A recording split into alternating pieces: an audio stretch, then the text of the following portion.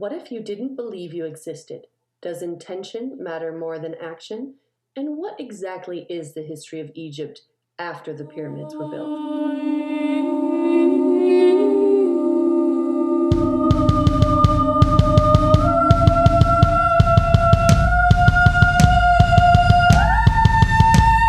Welcome to the Mythic Mirror, the podcast for fans of myth and fantasy who want to live a magical, fulfilling life. I'm your host, Mary C Kehoe. And I'm your co-host, Carolina Carter. Before we get started, if you like fantasy with lost gods, hidden magic, and ancient truth buried beneath fear and control, download my short story for free and the Seafarer's Guide to the world of my upcoming fantasy series in the show notes below. So, Carolina, do you want to introduce us to the beginning of City of Brass? Yes. So City of Brass opens up with Nari, our protagonist, and very quickly we learn that she's Is that how you smart. say? Is that how you say her name? Yes. Is that right? Is it wrong? What do you say? I don't know. Nahiri, but I don't know that it's right. I'm not listening to it, so I'm just I saying think it in my when I head. read it the first time I listened to it last night, and that's why I have Nari. But I remember reading it and reading Nahiri. Well, we'll go with the audiobook. Okay. Right away, you can tell she's very smart. She's very manipulative.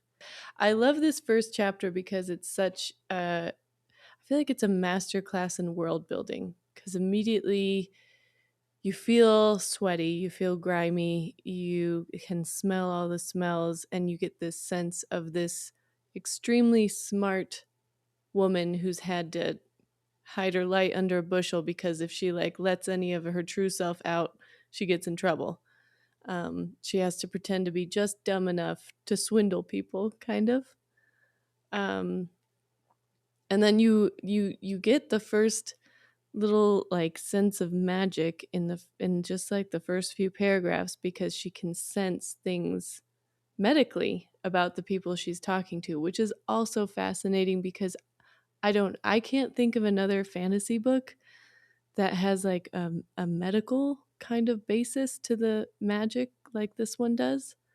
There's certainly healers, but this one really gets it's very medical language, which I'll also say I'm a very sensitive person to that, and I could still read the book. So if you're listening and you're like, oh, I don't know if I can listen to this, I'm kind of squeamish.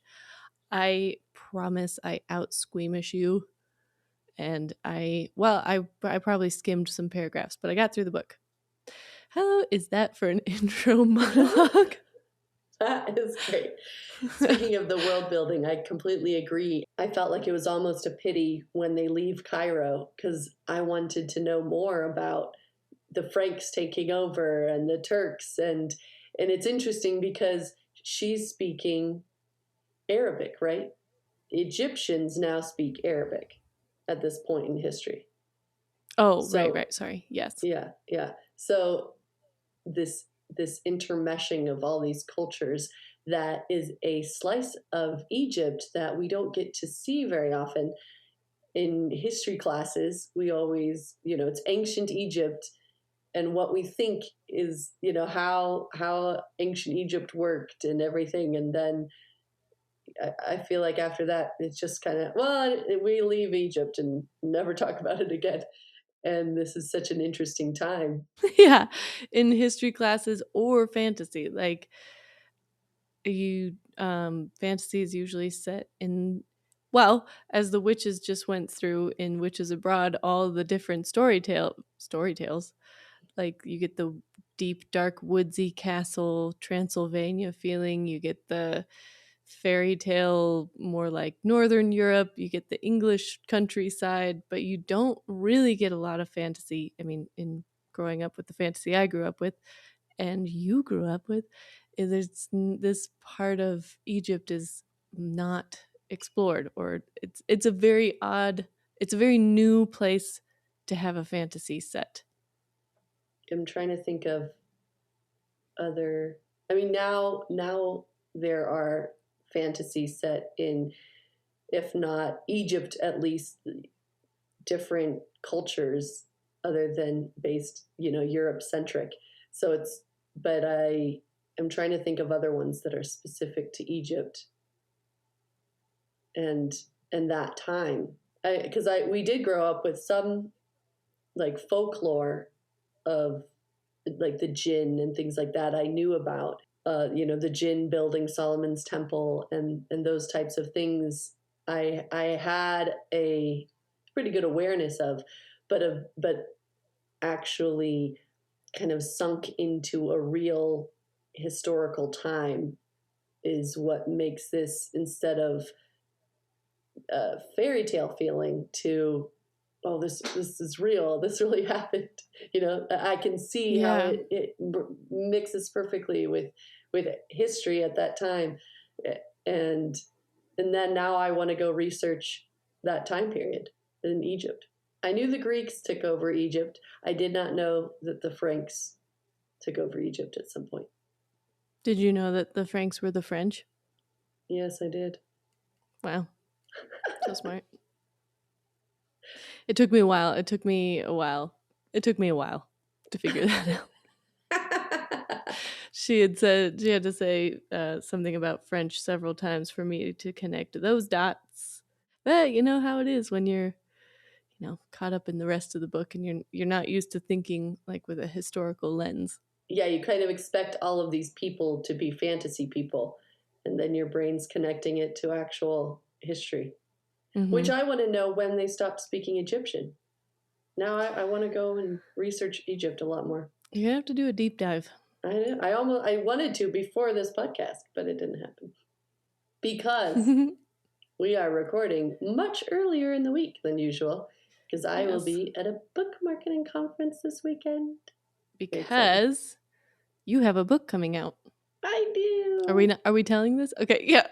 We can tell this. Yeah, I will be doing a Kickstarter launch for my book, and mostly because, all the way because Kickstarter allows you to have direct interaction with the buyers, and you don't have a big store between you and the buyer, which is what direct interaction means. Right, but so that people can buy your book directly from you without having to give any money to any big corporation.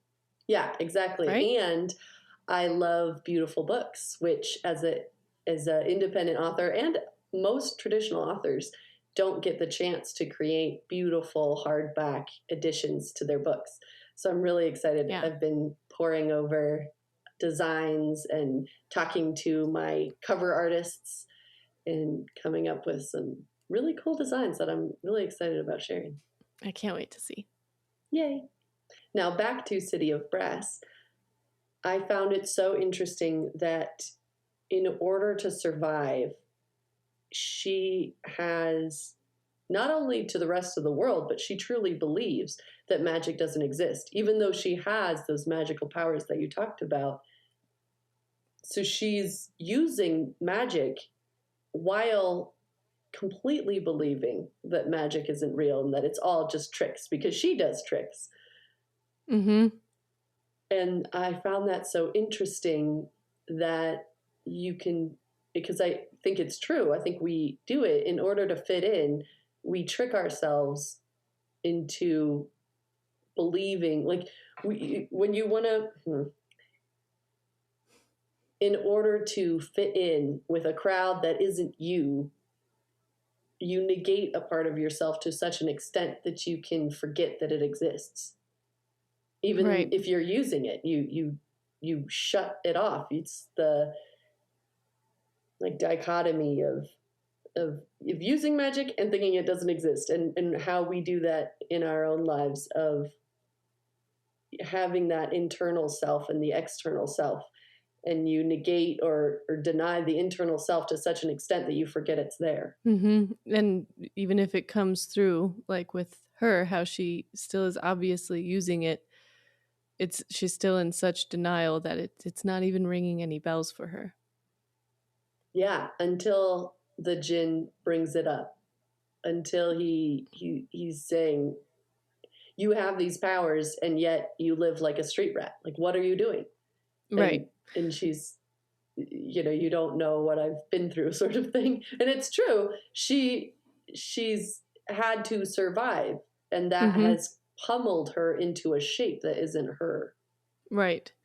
But what's interesting of what really unlocks it is the ritual that she does. She performs a ritual that she doesn't even believe in, and that unlocks this power that's inside of her, that unleashes this magic on the world that she doesn't even believe in. But by going through the, I thought that was really interesting, but that by going through the motions of this ritual, like it's that, because we've talked so much about belief and she does not believe in it.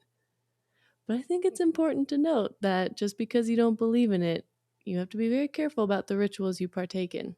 And with her, she used her native tongue for one part of it, Mm-hmm. which was the power that the ritual needed to become alive. Mm-hmm. And yeah, it's the power of our own words. Even so, you're right. Even if we don't think we believe it, that power exists whether you believe in it or not, and that you might tap into it accidentally is a good lesson. I Right. remember I went to a it was off season and it was a haunted house, and so the person was giving us a tour and showing us, what they had created for the haunted house and how they worked it and everything. And the theme of one whole section was voodoo. And he was like, Mm. and here's a voodoo altar, and this symbol, it's a real voodoo symbol, and da da da. And I'm walking through going, this is a real belief system. Like, there are people who really believe this, and you're using it as scary decoration. And You're you've right. got an As a actual prop. altar with, yeah, with incense. And I Mm-hmm. just am worried of what you Right. have woken without thinking Because you about don't it. know the rules, You don't clearly. know the rules. Just because you don't believe in it doesn't mean someone else doesn't, and that it Mm-hmm. still might have power. Right. Yeah, I was like, and also, this is kind of insulting to people who Yeah. believe in this. Yeah. But at the time, I was very worried about my own self walking through it. Mm-hmm. You're It's like, like, no, I do not want incense off the altar. Thank you. thank you so much. Now for our Discworld Delight. We had one guess. Monstrous Regiment. Haha, incorrect. Hmm. This is the first time I've stumped TikTok. Mm-hmm. It is from We Free Men. All right. Are you ready for this week's Discworld Delight? You bet your bippy I am. I don't have a bippy. Yeah. I think you do. What is a bippy? You don't want to know. A bippy is a bit of a if you know situation. Then I don't. But you have one. Take your word for it. I wish you wouldn't. All right. Now we're going to get to this week's Discworld Delight. They must have brought the horse in before the soldiers had hidden in it. We know what's going to happen. We could make a fortune. How exactly? Well, the boy hesitated. We could bet on horses, that sort of thing. Great idea, said Rincewind. That last name was a hint. Yeah, so going back to her belief, which it's understandable for her coming from a survival situation, but letting fear shape your world to such an extent Mm-hmm. that it blinds you to possibilities because you're so focused on succeeding in the way that people around you can succeed that you don't even view the talents inside you as assets. Yeah, and I was gonna ask you about that because it is interesting. When we first meet her, she is, this is to that, like, does the intention matter more than the action? Because the way she is living is not, it's not an honest living. Does that matter because she is just surviving? Or like, what does that matter? That's my question to you. I would have to quote Granny Weatherwax. Just matters which way you're facing. Yeah, I think it's a gray area where of the weight of harm versus help that you are creating. So with the guy that she swindles, she sees that nothing's wrong with him, but she's going to make enough money off of him knowing that he can afford it. She's not, stealing from someone who will go hungry because of it. So it's kind of yes, that's a little bit of situational ethics, but when you're in an imperfect world and you're trying to survive as a woman in a time Right. when women shouldn't be working, what's left to you? So in my mind, she is, yeah, it's a gray area. She's not causing harm, irreplaceable harm, or whatever harm that can't be fixed. He'll Right. lose some money, but he's going to be all right. And then it sounded like she did try to help people who did, when she at the czar, she senses one of the women has a growth in her breast, and she didn't have time to experiment to see if she could help then at that point, but it was clear that that is something she would do, that given the time and the energy, she would try to help people when she could. So, and she doesn't understand her magic, but she understands that sometimes she can help, and so she helps when she can, and she takes the money when she can't. Right. Long answer short, I think she's facing the right direction. Right. Well, and it makes it I felt more compelling, like we were talking about, like how you're just right in it with her on the streets, and it's just more of a believable character, I feel like, than if you have someone who's had to fend for themselves their whole lives and they're like, but I won't steal. It's like, Right. Yeah, you can't really be a moral absolutist when you're forced to live on the streets. Yeah, you find where you can be good when you can't be good, I guess. Right. Yeah. Which actually, there is a story in, I can't remember which Upanishad, but in Hinduism, there's a story of a god that is incarnate, and there is a demon that is killing many, many men in a war. And I can't remember if he's a demon or not, but the enemy is killing many, many men. And so the god incarnate, who I think is Bhima, he kills him, but with a unhonorable or dishonorable blow. I think he attacks him below the belt.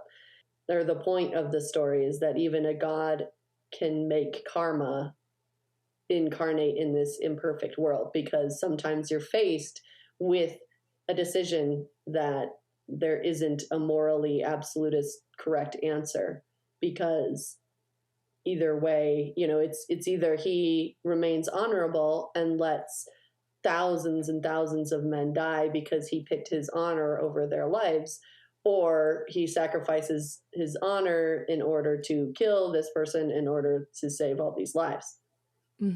So which one's better, which one's worse?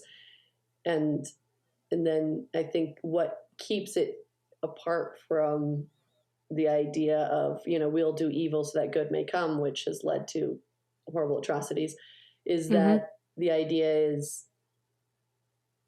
you will have to pay the balance at some point.